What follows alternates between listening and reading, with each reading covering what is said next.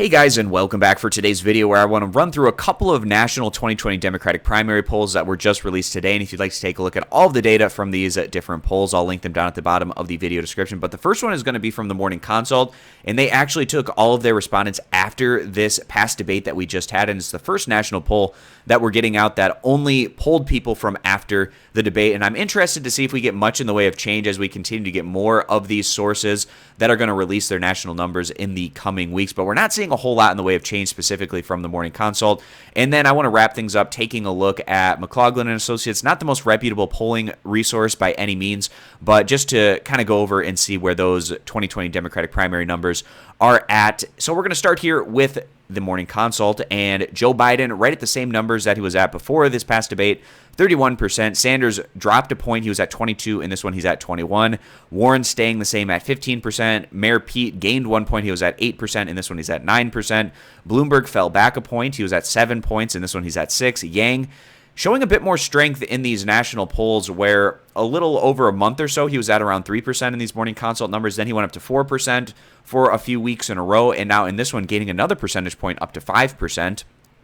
And then the back half of the field, we can see everyone else at 3 percentage points or less. And we have Booker, Klobuchar, and Steyer each at 3 percentage points respectively in this poll. And we go down and take a look, and we can see those trend lines over time. They're pretty similar to where they were a week ago, where essentially all of the candidates are either at the same number that they were prior to the debate or within 1 percentage point. So it seems like, at least in these early indicator that we're getting from the Morning Consult, that this past debate maybe didn't have all that much in the way of an impact on the national landscape. But again, we'll see if this is the case or not as we continue to get more polls out in the coming weeks. And we can see the second choice of these upper tier candidates, where the second choice among Biden supporters is Sanders. The second choice among Sanders supporters is pretty split there between Warren and Biden, very close. With Warren, their second choice is Sanders followed by Biden.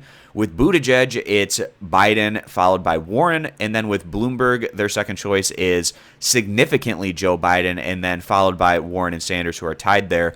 But it seems like a situation where the better Bloomberg does, in particular, it could more than likely hurt Biden because they're both occupying a similar lane as more corporate-friendly centrist Democrats. And we're also seeing that here, indicating in the numbers where Bloomberg is having a lot of his supporters with as a second choice of Joe Biden. So we'll see how that particular dynamic plays out as we get closer to these early primary and caucus states. Now, it doesn't seem Bloomberg is putting as much effort into having success in those early states as he's putting in to trying to have more success on a national scale.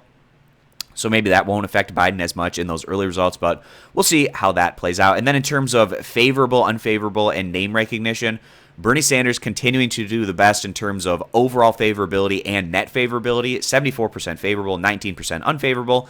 Biden also doing pretty well for himself at 71% favorable to 22% unfavorable, as well as Elizabeth Warren, pretty solid numbers, 63% favorable, 19% unfavorable.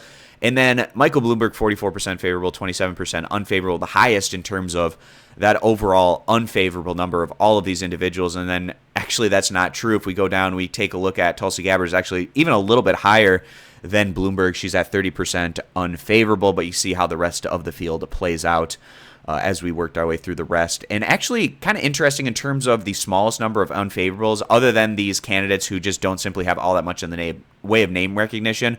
Andrew Yang only at 13% unfavorable, which is a pretty positive sign for him, and maybe part of the reason why we saw him tick up a 1 percentage point is he just comes out as a very interesting individual on the debate stage, a little bit more laid back, and I think that possibly plays well when people are so used to seeing a certain type of response from these politicians on the debate stage. Andrew Yang is a little bit outside of the norm from what you get in those areas, and I think a lot of people like how he comes off in those areas whenever he is getting time on that debate stage.